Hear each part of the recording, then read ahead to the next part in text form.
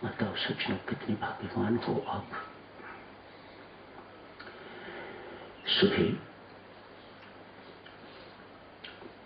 का आरंभ सत्संग से। ये कोई छोटी बात नहीं है। आपका जहां आना, मानुष यूं कहिएगा कि परमेश्वर के दरबार में हांसी लग गई। परमेश्वर के पास कोई डायरी है, कोई रजिस्टर है।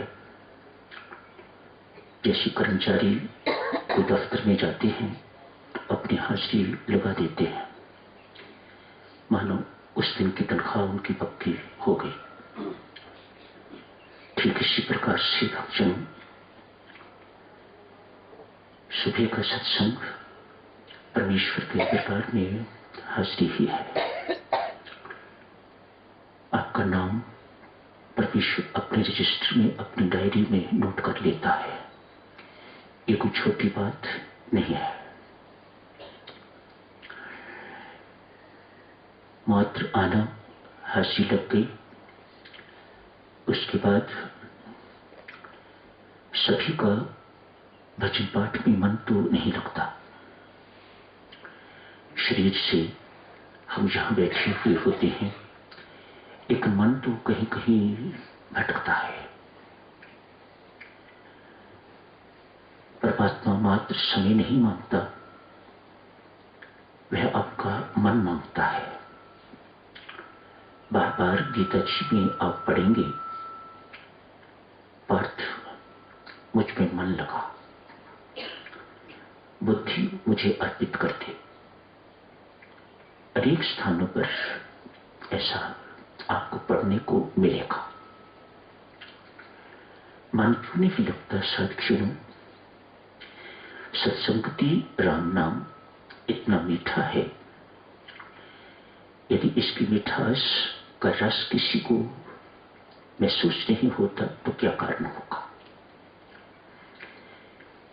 पित्त का किसी को बुखार चढ़ा हुआ होता है, आयुर्वेदिक डॉक्टर से पूछें। पित्त का बुखार किसी को चढ़ा होता है तो माता उसे मिश्री खाने को देती है, तो पुत्र कहता है, मम्मी मिश्री कड़वी है। मां इतना ही कहती है, बेटा मिश्री कड़वी नहीं हुआ करती, तेरे मुख का स्वाद बिगड़ा हुआ है। तुझे पित्त के बुखार के कारण तेरे मुख का स्वाद बिगड़ा हुआ है, इसलिए मिश्री तुम्हें कड़वी लग रही है। इलाज क्या होगा? मिश्री खाता जा, अपने आप मीठी लगने लग जाएगी जब तेरा बुखार उतरेगा। सत्संग में बैठ के जिनका मन नहीं लगता, बेटा उनको वासना का बुखार चढ़ा हुआ है। संत महात्मा कहते हैं, उन्हें क्या बुखार चढ़ा हुआ है? कौन सा बुखार चढ़ा हुआ है? वासना का बुखार। कुछ ना कुछ उनकी दृष्टि और पानी पानी पर हुआ करती है, इसे वासना कहा जाता है। मुझे ये पाना है, मुझे वो पाना है, इत्यादि इत्यादि। ये भूख, ये तृष्णा मिटती ही नहीं है, इसी को वासना कहा जाता है। जिस किसी को वासना का बुखार चढ़ा हुआ होता है, उसको सत्संगति राम नाम मीठा नहीं लगता, उसे रस नहीं आता।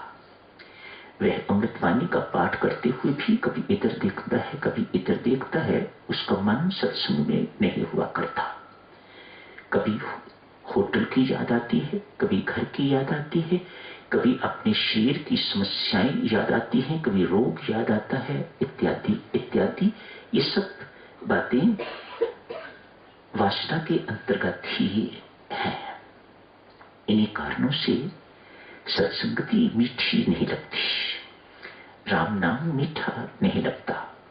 ऐसे ही बैठे हुए हैं, मानो मन से नहीं बैठे हुए। यहाँ लोग ऐसे ही घूमने फिरने आए हैं, तो चलो सत्संग हो रहा है, वहां जाके बैठ जाओ। परमात्मा हाजिरी तो जरूर लगा लेता है, लेकिन वह सच्चाई हमसे कहीं अधिक जानता है। सच्चाई क्या है? आप सबके भाग्य की सराहना करता हूं। चलो आप आते तो हैं, लगन से आते हैं, श्रद्धा से आते हैं, घर से चलते हैं तो राम राम जपते आते हैं, आपके हाथों में माला दिखने को मिलती है। ये सब बातें शुभ हैं।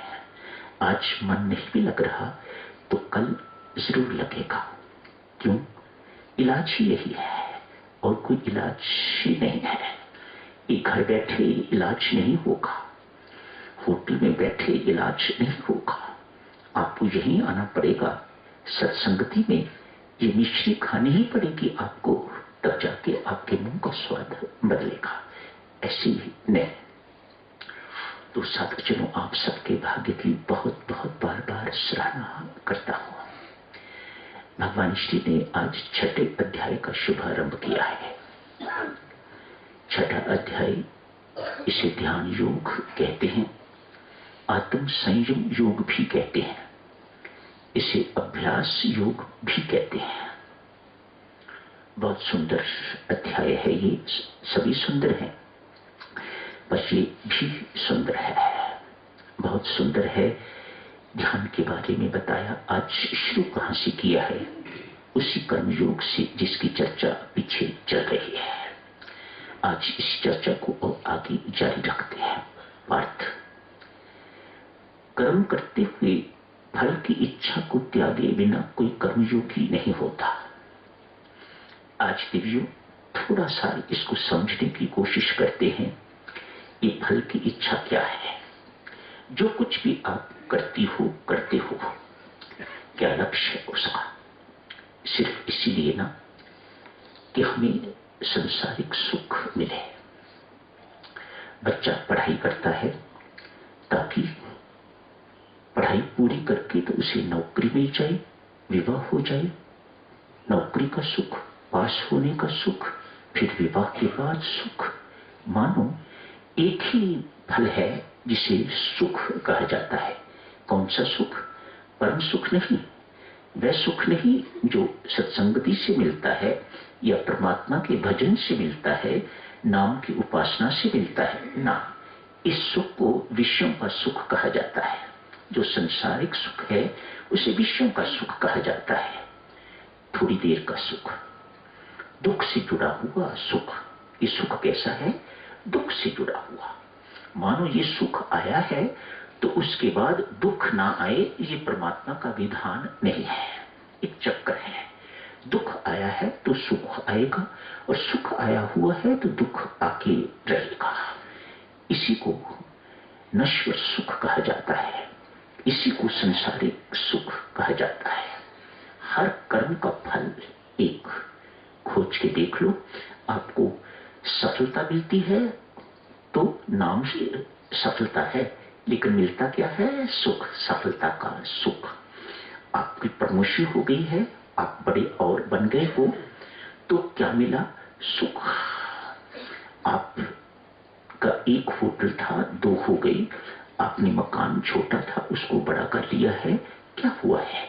मात्र यही कि उससे सुख मिला है आपको। भोजन किया है तो भोजन का सुख, लेकिन कितनी देर का सुख? सुबह नाश्ता करो तो दोपहर को फिर भूख लगती है, इसको नश्वर सुख कहा जाता है। दोपहर को पेट भर के खाना खाओ, रात को फिर उतनी ही भूख लगी हुई होती है आपको। ये पापी पेट कभी भरता ही नहीं है, सदा खाली रहता है। जितनी मर्जी इसमें आटे की बोरियां, जितनी मर्जी इसमें चावल की, दाल की बोरियां डालते जाओ, ये कभी भरने वाला नहीं है। इसको देवी संसारिक सुख कहा जाता है। हर कर्म का एक ही फल है। गीताचार्य भगवान श्री कृष्ण कह रहे हैं, जब तक व्यक्ति इस फल को त्यागता नहीं है वह कर्मयोगी नहीं हो सकता। एक विद्यार्थी पढ़ता है, उसका अधिकार मात्र पढ़ने पर है। गीता जी की रहस्यमयी बातें समझ लोगे तो अपने आप कर्मयोगी बन जाओगे, शांति अपने आप मिलेगी। आज भगवान श्री ने कहा ना, शांति कर्म करने का नाम है। कर्म करने से शांति होती है, कर्म करने से शांति मिलती है। कर्म त्यागने से शांति नहीं मिला करती। आज छठे अध्याय में अभी आपने पढ़ा है, एक विद्यार्थी पढ़ता है, कितने परसेंट उसके प्रतिशत मार्क्स आएंगे ये उसके बस की बात नहीं है। ये परमात्मा ने कंट्रोल अपने पास रखा हुआ है। अतएव आगे जाके भगवान श्री कहेंगे, पाठ तेरा अधिकार केवल कर्म करने पर है, फल पर नहीं। तू कर्म कर सकता है, मैंने तुम्हें समर्थ दिया है, थोड़ी सी स्वतंत्रता दे रखी हुई है, पूरी नहीं, थोड़ी सी स्वतंत्रता दे रखी है कर्म करने की। तू कर्म करता है, लेकिन उसका फल क्या मिलेगा ये तेरे अधिकार में नहीं है, ये मैंने अपने पास रखा हुआ है। उस बच्चे को मैंने पास करना है या फेल, उसको प्रथम बनाना है या उसको तीसरी डिवीजन में पास करना है, ये मेरे ऊपर निर्भर करता है, ये उस पर निर्भर नहीं करता। एक लड़की है, आप उसके लिए कोई लड़का खोज रहे हो, अनेक वर्ष बीत गए, अब माँ बाप परेशान होते हैं, हमारी बच्ची की उम्र 25, 26, 30 साल हो गई है, कोई योग्य वर नहीं मिल रहा। ढूंढने का काम तो माता पिता का है, लेकिन वर का मिलना ये माता पिता के वश की बात नहीं है, ये परमात्मा ने अपने पास रखा हुआ है। कब वर मिलेगा, कौन वर मिलेगा, कहां का मिलेगा, ये सब बात परमात्मा ने अपने पास रखी हुई है। मिलेगा भी कि नहीं मिलेगा, ये परमात्मा ने अपने पास रखा हुआ है। तेरा अधिकार केवल कर्म करने पर, फल पर तेरा अधिकार नहीं है। जो साधक इस बात को स्वीकार कर लेता है, संयोग वियोग जन्म मरण सब परमेश्वर के अधीन है, सब परमेश्वर की इच्छा से होता है। जो बेटा इस बात को स्वीकार कर लेता है वह कर्मयोगी कहलाने योग्य हो जाता है, उसको योगी कहा जाता है। जो परमात्मा की इच्छा को सहज शिरोधार्य करता है, कुड़कुड़ नहीं करता, सहज शिरोधार्य करता है। जो राम तेरी इच्छा, जो हुआ वह सब ठीक हुआ, जो कुछ मेरे हित में था वह हुआ, तू मेरा अहित तो नहीं चाहता, तू मेरा दुश्मन नहीं है, तू मेरा है, तू ही मेरा है। इस संसार में मेरे बहन भाई, मेरे माता पिता तो अपने नहीं है, वह तो इसकी बात है।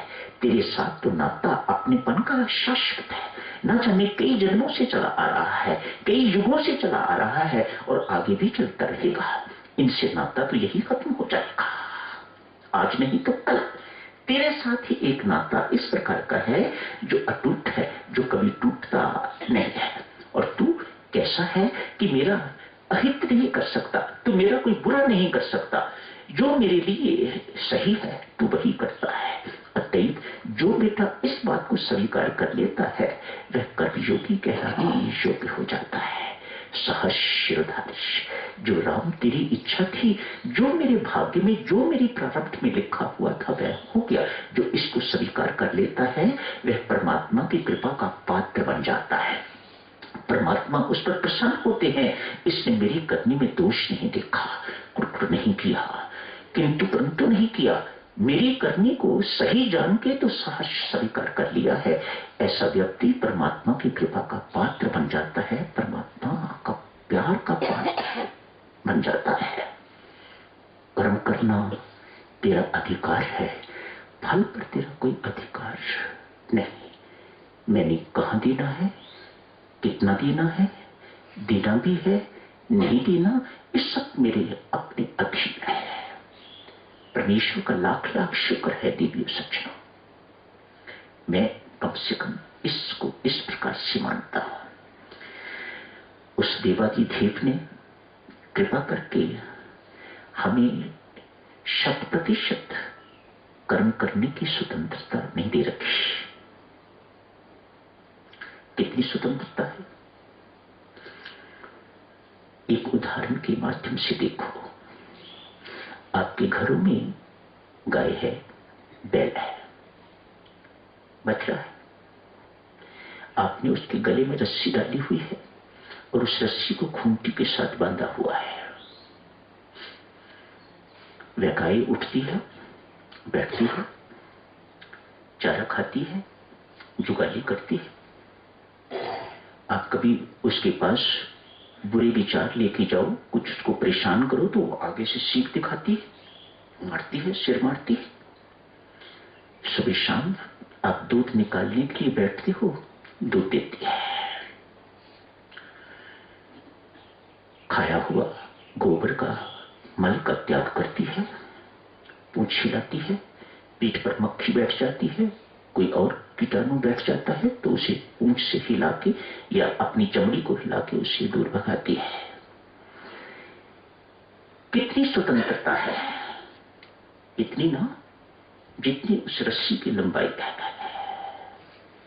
इससे अधिक नहीं।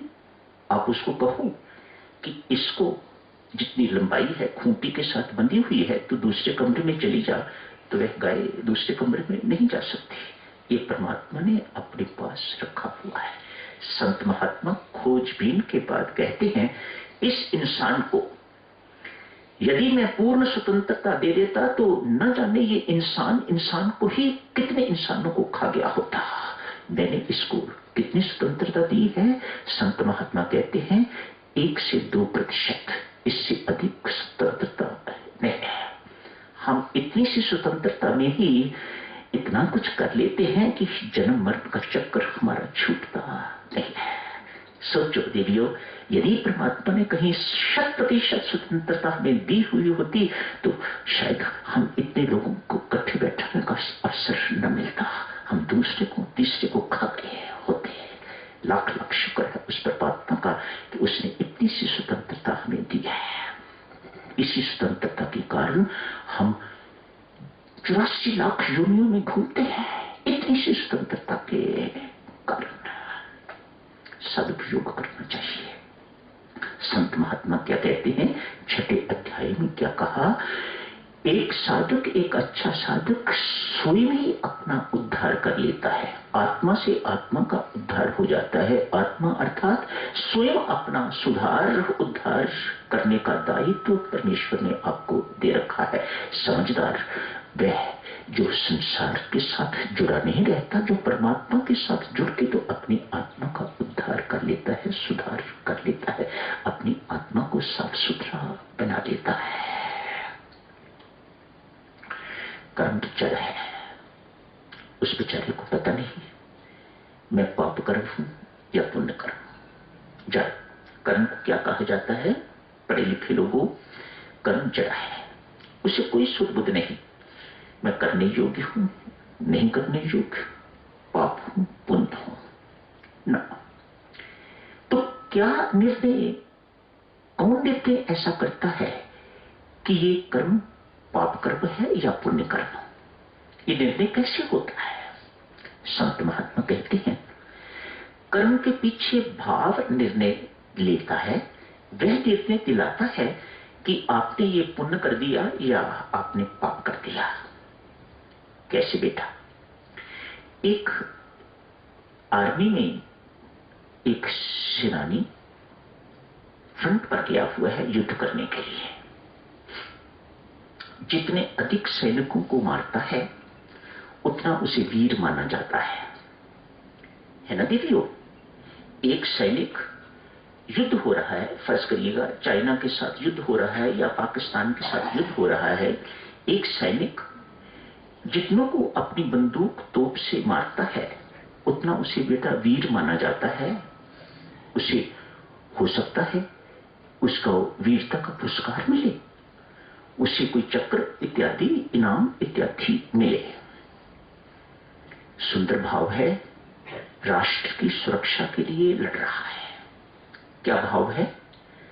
राष्ट्र की सुरक्षा के लिए लड़ रहा है, युद्ध कर रहा है।